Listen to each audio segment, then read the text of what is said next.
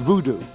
It's a strange and powerful word that conjures up all kinds of contrasting images, from melodramatic scenes in Hollywood B-movies to the terror of alien possession. Various forms of voodoo have existed for hundreds of years in the subculture of the West Indies. But the fact is that the practice of voodoo today is stronger than ever, not only in its native Haiti and around the Caribbean and the American Deep South, but wherever Caribbean populations have emigrated, even in London. Voodoo is African witchcraft. It's practiced in every society. They have different names for it. Some call it obia, some call it jumbi, some people just call it black magic. What it does is it can protect people, it can cause harm, and it's a mixture of Christianity and rituals, all descended from Africa. The Bible is used strongly in voodoo. At its most benign, voodoo is a kind of religion, steeped in mysticism with a strong belief in the separation between body and spirit. Living spirits, it's believed, can vacate one body and enter another. But even the spirits of the dead can enter into living bodies. Well, the voodoo leaders and priestesses and shepherds, they do believe that your spirit wander from your body many a times. And actually, 12 midday is the time when I think your body is at its most vulnerable, because then you don't cast a shudder, which means the spirit has left the body and the body is empty. So the wrong spirit could come back in your body. Yours might be wandering around, and when it comes back, there's no space for it, because that space has been filled by a spirit that does not belong to your body. But voodoo has a far more sinister side. Practitioners claim to be able to harness the spirits of the dead and direct them at unfortunate victims, and so create a kind of spiritual weapon which can cause real mental and physical harm, even over great distances. These spirits can do real harm. They can do serious damage. It can cause mental illness. They can cause physical deformity that you'd never imagine. You have to have death. You have to have spirit of the dead, whether good spirits or bad spirits. Bad spirits we get from people who have died untimely death, people who lived horrible lives. They are the ones whose spirit you could call upon to actually inflict hurt. You can call upon that spirit to inflict any good on anybody, because that spirit died miserable. This extraordinary story of voodoo possession takes place in no more exotic a place than North London, in a very ordinary suburban house. It concerns Gay. She believes that a voodoo attack aimed at her from faraway Mississippi has invaded her house and is taking over her life. Gay claims that nameless entities have appeared throughout her house. They've actually attacked her physically. I've had different kind of things that are here, and these are like animals. I mean, these are from hell itself. I can't even walk out my house and have a break to get away from them. These actually follow me out my room, out of my house to wherever I'm going. And as I'm walking up the street, they're pulling at my jacket. They're kicking stones or something at my legs. Her husband, John, has also experienced a range of terrifying paranormal events. I've seen figurines that I know are solid objects move. I've seen smoke coming from places where there's no fire and there's no opening. I've seen shapes that look like people when there's obviously nobody there.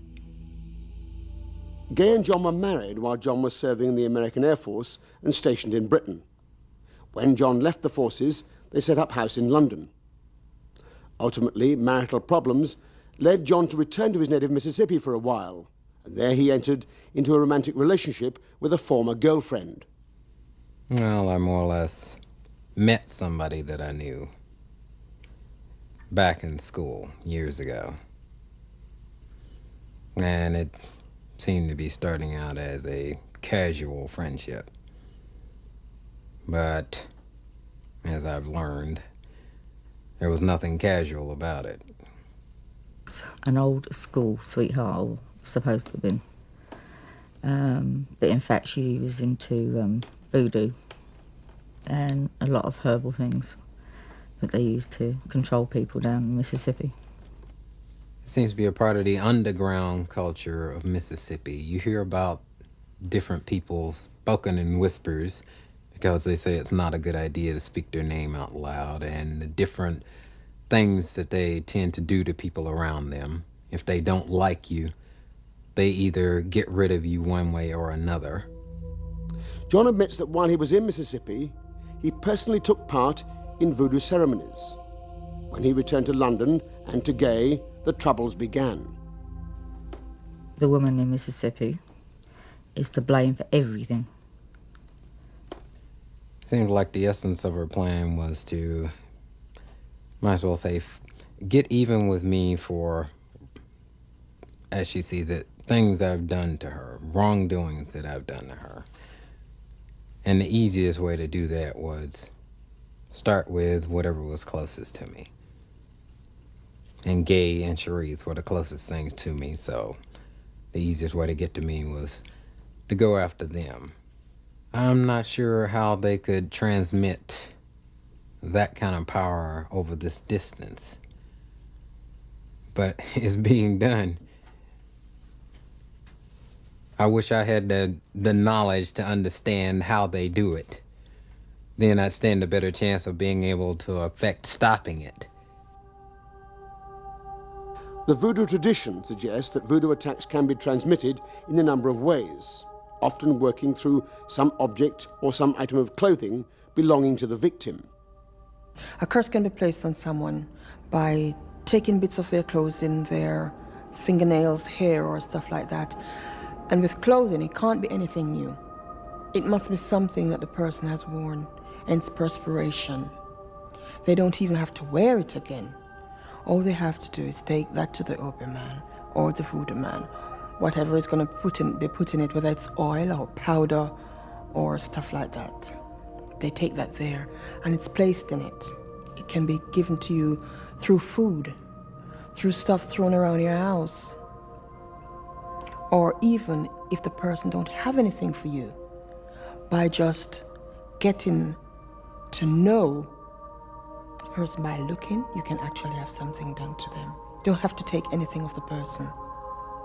There are some people I have heard rumors of who are practically vegetables because they really have no mind anymore. They've been affected so much by what's been done to them. Voodoo ceremonies frequently involve groups of people banding together to combine their psychic powers. It raises profound questions about the nature of evil. It is alarming when one hears that a band of people can cause an attack like this at a distance, but let's look at it at two levels. We know very well that people can band together and cause the most terrible things to happen. We've witnessed it recently in Rwanda, and we've witnessed it in Bosnia. I mean, here we have groups of soldiers killing their neighbours, raping them and so on. Now, it's in our nature that we can group together and behave very basely, and when we gather together we're apt to strengthen the intention to be base. And if we then translate that into the context of the psychic, spiritual level, or more the psychic than the spiritual, if we translate it into that context, with the greater freedom over distance that can offer, it becomes much more understandable. It's only human nature behaving like human nature, but with more power at its elbow. It seems totally incredible that voodoo or witchcraft practices carried out in faraway Mississippi can be felt here in London. How could that be possible? The theory we use nowadays suggests that sometimes one bit of matter may influence another bit of matter at a distance, and some experiments carried out in France suggest that this really does happen. They had, in one part of the laboratory, they had something which was being switched at a high speed, and there was a corresponding effect across the other side of the room. And that effect was found so rapidly that even a signal travelling at the speed of light would not have been able to get from one end of the room to the other in time to have an influence. So science does, at any rate, have some strange things connected with distant influence. The most interesting piece of research that really makes my hair stand up, there are two studies. The first is the one from America, which shows that mind can directly influence matter, the way balls fall. Amazing. The second one is some studies from Mexico that shows that one brain, if it's in empathic contact with another brain, can alter that brain's activity directly. Now, if that's true, then mind can act at a distance. Amazing studies. We know from many experiments that telepathy works over long distances and just as effectively from one continent to another as from one room to another. This has been shown by various people. Dr. J.B. Ryan, for example, did a lot of work on this. According to both Gay and John, undoubtedly the most fearful and terrifying aspect of this case is that the evil powers in Mississippi have even attempted, and Gay claims succeeded, in attacking gays sexually. As to whether or not this presence could rape her, yes, because the physical effects that I've seen, like when she has cuts on her legs that seem to just come from nowhere, or she has a bruise that just shows up mysteriously. She hasn't banged herself anywhere, but a bruise comes up for nothing. It's like if they can affect her physically like that, of course they could rape her. In my experience, sexual assaults are often associated with severe hauntings and with the sort of attack that we've been associated with in this program. And these sexual assaults can take various forms. In the less severe cases, there is the presence of sexual interference, for example, during the early stages of going to sleep or waking up. And a worrying thing for someone like me trying to deal with some of these cases is that the person that's affected by such attack is sometimes unwilling to let it go because of this. They have found some perverse satisfaction. Them raping her makes you want to go out and do something physically to them. It's like it makes you wish you had them right to hand where you could deal with them there. Not in this form where you can see them move but you can't touch them.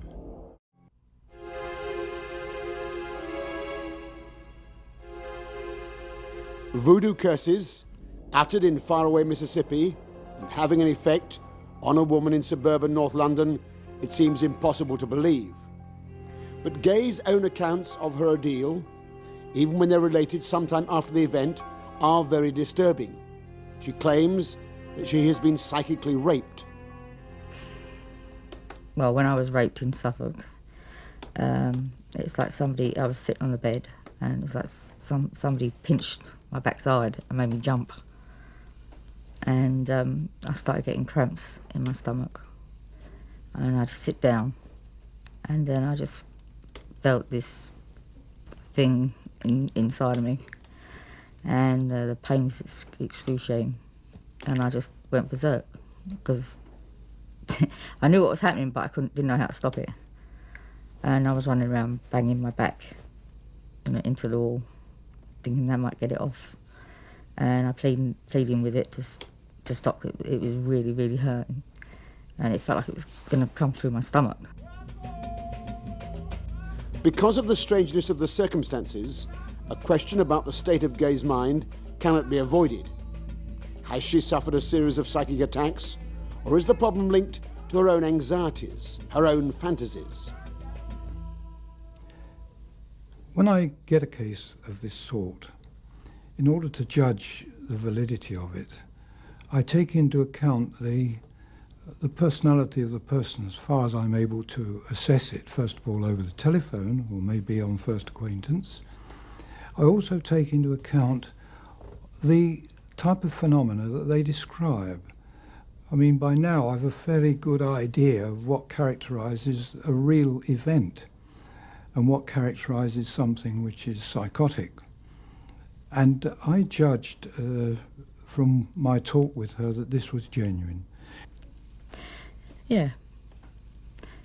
When I first had all this trouble and I was raped, I went to see a doctor in Suffolk, my doctor in Suffolk, and I told him what had happened. And he, of course, wanted me to see a psychiatrist, and I was all for it. I would have loved nothing more than to be told I was mad, because I didn't understand. So I saw this psychiatrist that was there for that day. And the first thing he asked me was, what did I hear voices? Was I hearing voices? And I just went crazy, because if I heard voices, I could ask them, you know, and I'd hear a reply, what's going on. And after everything cooled down, I told him everything that had happened with the psychiatrist, and he was from Addenbrooke's in Cambridge. And he turned around and he told me that he was going back to tell my doctor in the next room that I needed no medication. And as far as he was concerned, I was saner than he was. And that he was only sorry that he didn't know anybody that he could put me in contact with. In some considerable desperation, Gay and John eventually sought help. They called in Eddie Burks, one of this country's leading psychic mediums. Despite the power of John and Gay's story, Eddie Burks found no alien presence in the house. Have you an upright chair, like a kitchen chair? Have you got an upright chair I could use? So you've not been too troubled today? I've been...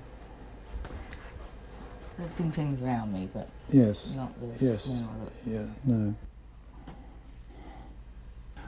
When I met her, this confirmed my feeling that this was genuine.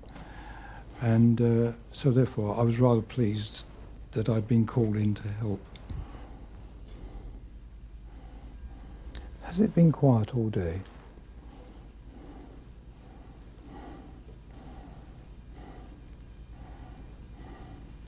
There really is no influence in this place at all at the moment, as far as I can see. It's just gone. It's kept out of the way. Yeah, That's the feeling I've got as well. It's kept out of the way. I would normally expect to go into a house like that and get some sense of the psychic ambience of the place. But when I went in, it was as though it had been cleaned out. It was clear. And I thought about this and came to the conclusion that the unpleasant psychic phenomena, the entities concerned, had withdrawn completely, because they would quite clearly have anticipated my coming. They would have known all about it. It was talked about, it was mentally projected and so on. They got out of the way. Can you feel the presence that's in this room now? It's different, isn't it, to the dark presence?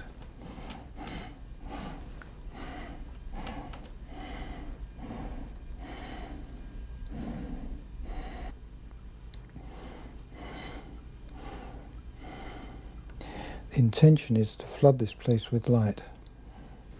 Not the sort of light we can see with the ordinary vision, but the bright light of the angelic presence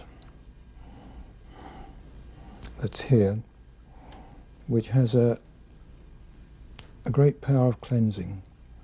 It has an astringent quality, and will make this place untenable by the forces of darkness.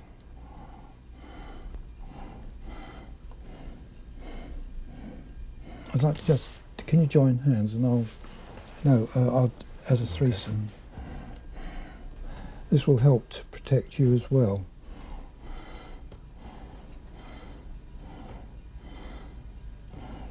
I do all this in the name of God, in the name of Jesus. I would like to seal off this visit with the Lord's Prayer, which you can join me in this if you wish. Our Father, who art in heaven, hallowed be thy name. The individual left on their own and not having access to this sort of help is best advised to use prayer, to go back to whatever religious belief they have, if they have one. Most people have from their young days, and use that as the platform from which they begin to build up a defence. Religious traditions have a power of their own. Whatever they come from, they have a power of their own. And in a sense, what the religious tradition does is offer a power in the same region of the non-material that the attack is coming from. There are many ways in which you can protect yourself. There's the cross, the Bible, certain scriptures from the Bible you can use. There are rings and chains, charms, colors, and actual lines and sayings that you will actually get only from a voodoo priestess. Only you can get that from to protect yourself. Thank you very much. Thank you. Bye-bye, John. God bless you. Bye-bye. God bless you.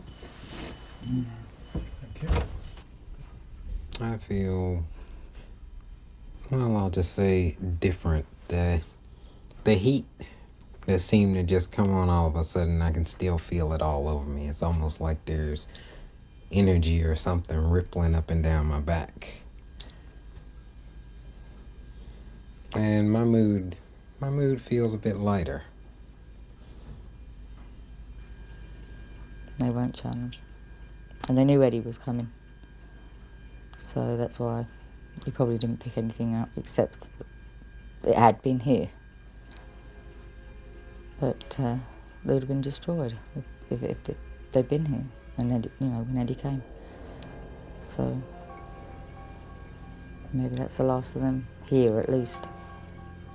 For a while after Eddie's visit, the house remained calm and quiet. But since then, Gay says, the alien spirits have returned to haunt her.